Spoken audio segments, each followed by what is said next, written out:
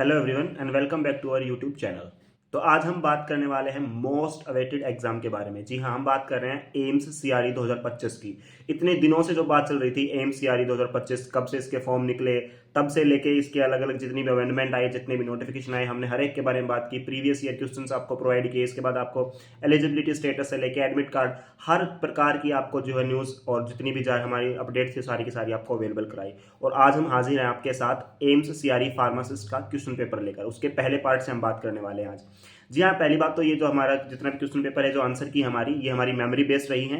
कुछ क्वेश्चंस कुछ ऑप्शंस आपके ऊपर नीचे हो सकते हैं, लेकिन हम क्वेश्चन का जो एग्जैक्ट आंसर क्या आना चाहिए था उसके बारे में हम आपका जो है आंसर आपको जरूर देंगे। उसके अलावा जो ऑप्शन है वो थोड़े से अल्टर्ड हो सकते हैं, हालांकि हमने कोशिश की है कि हम बेस्ट रखें, जो पूछा गया था वही आपके सामने प्रस्तुत करें। और ये क्योंकि ये मेमोरी बेस्ड है तो इसलिए थोड़ा बहुत चूक हमसे हो सकती है। ठीक है, तो हम अब बात करें आज की, यानी कि 26 फरवरी 2025। आज आपके दो एग्जाम हुए एमसीआर की तरफ से। एक था आपका नर्सिंग के लिए और दूसरा था फार्मासिस्ट के लिए। आज 26 से लेकर 28 तक एमसीआर की भर्ती चलेगी। तो चलिए बात करते हैं, सबसे पहले बात करते हैं इसके एनालिसिस की कि पेपर कैसा रहा, पेपर का लेवल क्या था।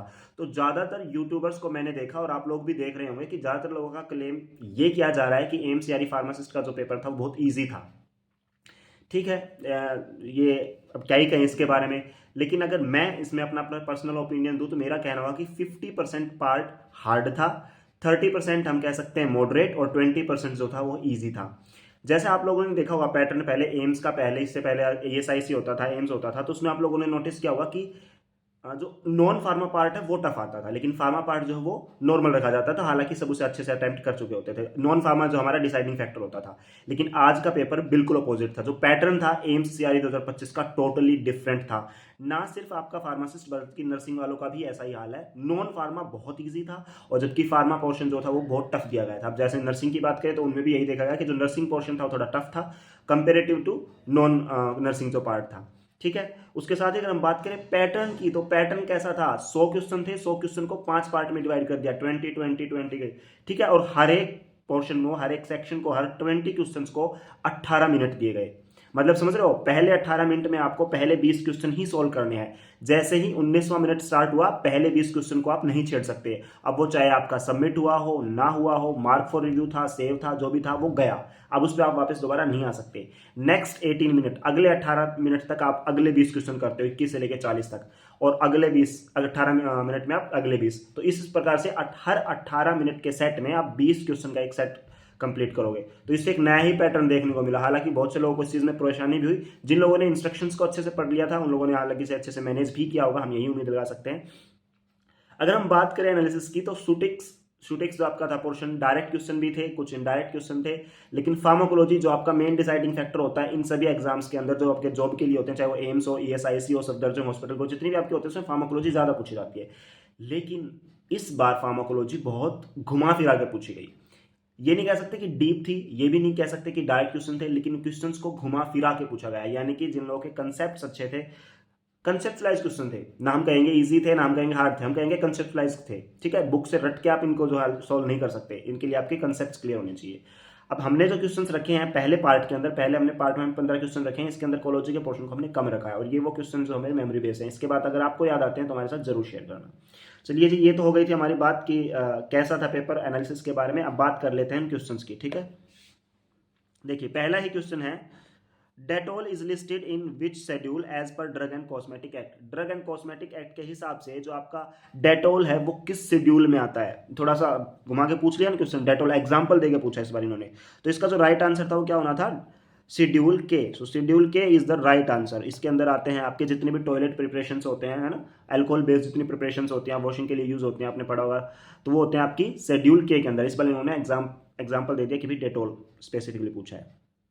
नेक्स्ट हमारा, विच of the following plant have anti neoplastic property. इनमें से कौन से प्लांट के पास एंटी नियोप्लास्टिक प्रॉपर्टी होती है। ये भी देखो कैसे साइंटिफिक नेम से पूछा है। तो एग्जाम्पल इसका आंसर होना चाहिए था कैथेरेंथस रोजेसियस। आप लोगों ने पढ़ा है, जिसको हम क्या बोलते हैं, विनका। जिस प्लांट को हम क्या बोलते हैं, विनका प्लांट होता है, उसी का साइंटिफिक नेम होता है कैथेरेंथस रोजेसियस, जिसके अंदर होता है आपका विनक्रिस्टिन विनब्रास्टिन, और उनके अंदर क्या पाई जाती है, एंटी नियोप्लास्टिक यानी कि एंटी कैंसर प्रॉपर्टी। हालांकि रुवोल्फिया सर्पेंटिया के अंदर भी कुछ अमाउंट जो है इसका एंटी न्यूप्लास्टिक यानी एंटी कैंसर प्रॉपर्टी रखता है। इसे यूज किया जाता है आपका जो भी आपका ओवेरियन कैंसर होता है उसके अंदर इसे यूज किया जाता है। लेकिन कैथरेंसिस रोजेसियस यानी कि विन का आपका एंटी न्यूप्लास्टिक जो है प्रॉपर्टी पोजेस करता है। ठीक है, सो द राइट आंसर इज आपका कैथरेंथस रोजेसियस, विन का जिसे हम बोलते हैं। चलिए बढ़ते हैं नेक्स्ट क्वेश्चन की तरफ। तो क्वेश्चन नंबर 4 आपका propellant 11 is also known as, propellant 11 का जो है अदर नेम क्या होता है इसके अलावा, तो वो हमारा क्या रहेगा इसमें, जो इसमें मैंने डैश डैश किया है यहाँ पे एक फोर्थ ऑप्शन और होगा, वो हमें अभी याद नहीं है, ये हमें मिला नहीं, ठीक है इसी में से, लेकिन आपको राइट आंसर जरूर मिल जाएगा। तो राइट आंसर इज ट्राइक्लोरोफ्लोरोमीथेन। ठीक है, तो right answer is the trichlorofluoromethane, ये रहेगा आपका प्रोपेलेंट 11। फिफ्थ क्वेश्चन की तरफ बढ़ते हैं। अच्छा ये क्वेश्चन थोड़ा ट्रिकी है, देखो इसको समझो पहले से। The disintegration time for the coated tablet including film coated and sugar coated tablet. अब देखो ये हमने जब आपको कराया था, जब कैप्सूल कराया था आपको, जब हमने जो है टैबलेट्स कराया था, तो टैबलेट के बारे में हमने बताया था कि 2 से 3 क्वेश्चन पूछे जाएंगे, वो हमारे पूछे भी गए हैं, आपके कैप्सूल से पूछे गए हैं। 3 क्वेश्चन हमारे ऐसे थे, 3 से 4 क्वेश्चन जो हमारे टैबलेट से पूछे गए हैं। अब इन्होंने पूछा डिसइंटीग्रेशन टाइम, ये भी आपको रटा दिया गया था कि शुगर कोटेड के लिए 60 रहता है ना, फिल्म कोटेड के लिए 30 रहता है, एंटेरिक कोटेड के लिए 120 प्लस भी रहेगा, वो डिपेंड करता है हमारा जो है मीडियम कौन सा है ना, और जो अनकोटेड होते हैं उनके लिए 15 मिनट्स रहता है। ठीक है, वो आपको टैबलेट्स के लिए कराया था, लेकिन क्वेश्चन यहाँ पे पूछा गया था टैबलेट या फिर कैप्सूल। अभी ये अच्छे से ध्यान है नहीं, या कैप्सूल के लिए पूछा गया था या टैबलेट के लिए पूछा गया था। ठीक है, तो अगर वो टैबलेट है तो फिल्म कोटेड और शुगर कोटेड के लिए तो हमारा टाइम अलग अलग था। तो जनरली शुगर कोटेड हमारा कितने टाइम में डिजोल्व होता है, दैट इज 60 मिनट्स। ठीक है, तो इसको एक बार आप क्लियर कर लेना कि कैप्सूल था या टैबलेट था। अगर टैबलेट था तो 60 मिनट, और अगर कैप्सूल था तो 60 मिनट से कम ही होता है, यानी कि 15 to 45 मिनट की रेंज में होता है। ठीक है जी।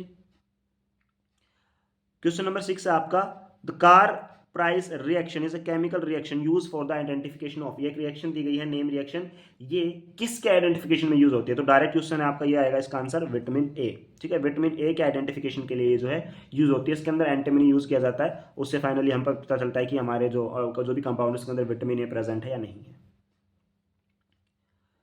क्वेश्चन नंबर 7 की बात करते हैं, donepezil is used for the treatment हो, ये ट्रीटमेंट फॉर, ये डायरेक्ट क्वेश्चन पूछा गया आपका। ठीक है, जो आपके नोट्रोपिक्स होते हैं उनसे पूछा है, मेमोरी एंड आंसर से आपका क्वेश्चन पूछा गया है। तो डर्नापेजिल कहाँ पे यूज होती है, आपकी एल्जाइमर डिजीज के लिए यूज होती है। कहाँ पे यूज होती है, एल्जाइमर डिजीज के लिए यूज होती है। क्या करती है ये आपके एसिटाइल कोलिन के लेवल को इंक्रीज करा देती है, और एल्जाइमर में क्या होता है, एसिटाइल कोलिन का लेवल कमी तो होता है हमारा, उसी को बढ़ा देती है, तो that is Alzheimer. So the right answer ये रहेगा हमारा। 8 क्वेश्चन हमारा, grey baby syndrome occurs due to, grey baby syndrome इनमें से किसकी वजह से होता है, या क्यों ये कहें कि इनमें से किसकी toxicity grey baby syndrome cause कर देती है। तो ये क्वेश्चन तो आप सबको ही आता है, क्योंकि ये अब तक का one of the most asked question आप कह सकते हो, है ना। वो जितने सारे क्वेश्चन होते हैं जो ज्यादातर रिपीट होते हैं, तो उनमें से एक क्वेश्चन आपका ग्रे बेबी सिंड्रोम है, जो बहुत ज्यादातर जो रिपीट किया जाता है। तो इसका डायरेक्ट आंसर क्या रहेगा आपका, क्लोरमफेनिकोल, जिसकी वजह से क्या होता है आपका grey baby syndrome, GBS. Next है रेडमैन सिंड्रोम ओकर ड्यू टू, रेडमैन सिंड्रोम किसकी वजह से होता है आपका, रेडमैन सिंड्रोम रहेगा आपका option D, that is vancomycin. Vancomycin आपने पढ़ा होगा किसके लिए यूज करते हैं, मर्सा के लिए यूज करते हैं, मेथासिलिन रेजिस्टेंस जो होता है आपका, वहां पे आपके वैनकोमाइसिन को यूज किया जाता है ना। तो ये आपकी क्या कोज करती है, रेडमैन सिंड्रोम। रेडमैन सिंड्रोम क्या होता है, एक टाइप की हाइपर सेंसिटिविटी रिएक्शन, जैसे इचिंग होती है, अर्टिकेरिया, बड़े बड़े ऐसे इचिंग अर्टिकेरिया के जो सिम्टम्स होते हैं वो आने स्टार्ट हो जाते हैं। ठीक है, आपको खुजली होती है उनके अंदर, एडिमा टाइप फॉर्मेशन स्टार्ट हो जाती है इसके अंदर। नेक्स्ट क्वेश्चन, ये आपका टैबलेट डिफेक्ट से है, ये भी हमने कराया हुआ है। Air entrapment in granules can cause, air entrapment से क्या इनमें से क्या हो सकता है। तो अगर आपको याद हो, जो पहला ही हमने टैबलेट डिफेक्ट किया था, आप पिछली वीडियोस में जाके चेक कर सकते हो, हमने पढ़ाया था वहां पे lamination and capping, lamination and capping वहां पे आपको बताया था। तो लेमिनेशन कब था आपका, जब उसकी अपर और लोअर लेयर वो क्या हो जाती, वो क्या हो रही थी आपकी, रिमूव हो रही थी उससे, या ऐसे क्योंकि पफीनेस उसके अंदर आता। और कैपिंग का मतलब क्या था, कैपिंग उसकी अलग अलग लेयर्स के अंदर वो डिवाइड हो रही थी। वो जनरली क्यों होता है, जब आपके ग्रेन्यूल्स के इन बिटवीन एयर एंट्रैप कर जाती है। ठीक है, तो इसका जो राइट आंसर रहेगा आपका क्या रहेगा, कैपिंग। नेक्स्ट आपका question number 11, which of the following is not a method of is not used या फिर not a method of wet granulation, इनमें से कौन सा मेथड जो है वेट ग्रेनुलेशन में यूज नहीं होता है? ये भी आप जाके जो टैबलेट आपका चैप्टर था उसके अंदर हमने पीडीएफ आपके साथ शेयर की हुई है और आप वीडियो में भी देख सकते हैं। डायरेक्ट तीनों को एक साथ दिखाया हुआ हमने, एक तरफ वेट ग्रेनुलेशन, ड्राई ग्रेनुलेशन और एक तरफ था हमारा डायरेक्ट कंप्रेशन, और अलग से हाईलाइट किया था मैंने डिफरेंस को। ठीक है, हाईलाइट क्या किया था कि जो स्लैगिंग होता है वो आपका सिर्फ और सिर्फ ड्राई ग्रेनुलेशन में होता है, ना कि वेट ग्रेनुलेशन के अंदर। और देखो वहीं से डायरेक्ट क्वेश्चन पूछा है, which of the following is not a method of wet granulation, and the answer is slugging. Question number 12 है आपका, which method is use to sterilise the surgical dressing, इनमें से कौन सा मेथड ऐसा है जो सर्जिकल ड्रेसिंग को स्टरलाइज करने के लिए यूज होता है? जो आपकी टेप्स वगैरह होती है ना, जो भी आपकी ड्रेसिंग्स के लिए बैंडेज वगैरह यूज होते हैं, इनमें से कौन सा मेथड यूज किया जाता है? तो इसका डायरेक्ट आंसर रहेगा आपका ड्राई मॉइस्ट हीट। ठीक है, ड्राई नहीं, मॉइस्ट हीट आपकी यूज होगी जो है sterilisation for the surgical dressing. Fourth option हमें याद नहीं है, उसे हम इतना उस पर फोकस भी नहीं करेंगे क्योंकि हमारा राइट आंसर क्या रहेगा? Moist heat. Next, the question number 13. Which of the following treatment is not used for torsa dust depointers? इनमें से कौन सा torsa dust depointers के लिए यूज नहीं किया जाता है? देखो, आइसोप्रोटेनॉल इन्फ्यूजन किया जाता है, कार्डियक पेसिंग किया जाता है, ये मेथड भी यूज, एंड मैग्नीशियम का यूज भी किया जाता है। तो बचा कौन सा? बचा हमारा फोर्थ जोमा, जिसका हमें ऑप्शन ही अवेलेबल नहीं है हमारे पास। तो इसका राइट आंसर आना था जो, क्योंकि नोट पूछा है ना, क्या पूछा हमसे? नोट पूछा है, इनमें से कौन सा नहीं है? तो ये तीन तो हैं, ये तो ट्रीटमेंट में करवाया जाता है कि टॉर्सा डस्ट डिपॉइंटर्स इन तीन चीजों से ट्रीट किया जाता है। तो ये तो ऑप्शन में थे, इसके अलावा जो बच गया वो था आपका नॉट यूज। अगर आपको याद है तो आप कमेंट बॉक्स में हमें जरूर बताना किसका जो है राइट ऑप्शन क्या रहेगा यहाँ पे, डी ऑप्शन। ठीक है, सो the right answer is that is.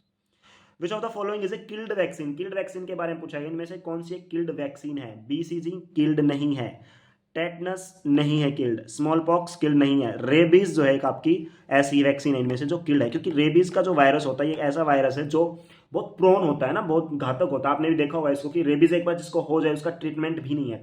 तो रेबीज की वैक्सीन के केस में जो रिस्क नहीं लिया जाता है कि इसकी वैक्सीन जो आप जो है लाइव वैक्सीन बनाई जाए, क्योंकि उससे प्रॉब्लम हो सकती है, हो सकता है इन्फेक्शन कोज हो सकता है आप जिनके ऊपर भी आप क्लिनिकल ट्रायल अप्लाई करते हो। तो रेबीज की जो वैक्सीन हो आपकी किल्ड वैक्सीन होती है। इसके अलावा पोलियो भी किल्ड है, लेकिन वो हाफ किल्ड है।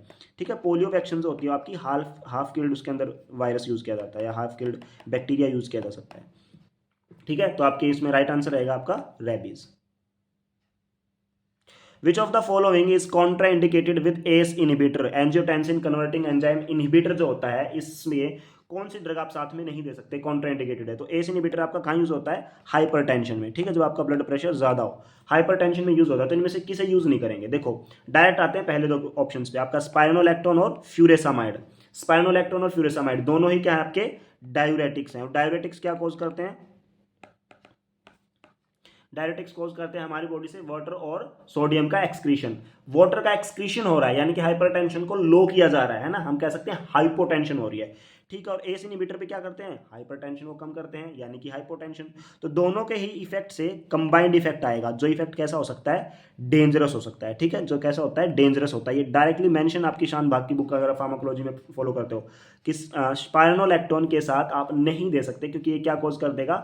सीवियर हाइपोटेंशन, और इतना सीवियर कि डेंजरस आपके लिए जो हो सकता है। फ्यूरेसामाइड इतना डेंजरस नहीं होता है। ठीक है, जबकि स्पाइरोलैक्टोन ज्यादा डेंजरस होता है। तो इसमें बोला कॉन्ट्राडिक्टेड कौन सा है? वैसे दोनों ही नहीं देने चाहिए, लेकिन फ्यूरेसामाइड का बेनिफिशियल इफेक्ट देखा गया, एडिटिव इफेक्ट देखा गया। लेकिन जब आप स्पाइरोलैक्टोन के साथ इसको देते हो तो क्या होता है? सुपर एडिटिव, यानी कि मोर देन जिनका इंडिविजुअल सम है उससे भी ज्यादा होता है, इंडिविजुअल इफेक्ट के सम से ज्यादा। सो the right answer is spironolactone. ये थे आप पहले 15 क्वेश्चन जो हमने पार्ट 1 में डिस्कस किए एम्स सीआरई फार्मासिस्ट 2025 के एग्जाम के लिए। नेक्स्ट वीडियो यानी कि जो कल हम मोस्ट प्रोबेबली वीडियो लेके आ सकते हैं, जिसके अंदर हम नेक्स्ट 50 to 20 क्वेश्चन को कवर करेंगे। हमने फार्मा नॉन फार्मा अलग नहीं किया, दोनों को हम कंबाइन ही यूज कर रहे हैं। अगर आप चाहते हो नॉन फार्मा का एक अलग से ही सेक्शन हम आपके साथ डिस्कस करें तो वो भी पॉसिबल है। अब इसके लिए आप क्या कर सकते हो? हमारी मदद कर सकते हो। कुछ ऐसे क्वेश्चन जो आपको रिमेंबर है, आपको याद है, आपकी मेमोरी में है अभी तक, और ऑप्शंस के साथ हमें आप जरूर प्रोवाइड करें कमेंट बॉक्स में, ताकि हम नई वीडियो लेके आएँ उन लोगों के लिए जिनको याद नहीं है या जो पेपर नहीं दे पाए किसी भी वजह से, या फिर जो आंसर की सर्च कर रहे हैं कौन से क्वेश्चन से, तो हमें ज़रूर कमेंट बॉक्स में दिए। तो ये था आपका पहला पार्ट एम्स सीआरई फार्मासिस्ट के लिए। वीडियो में अंत तक बने रहने के लिए आपका बहुत बहुत धन्यवाद। Thank you so much.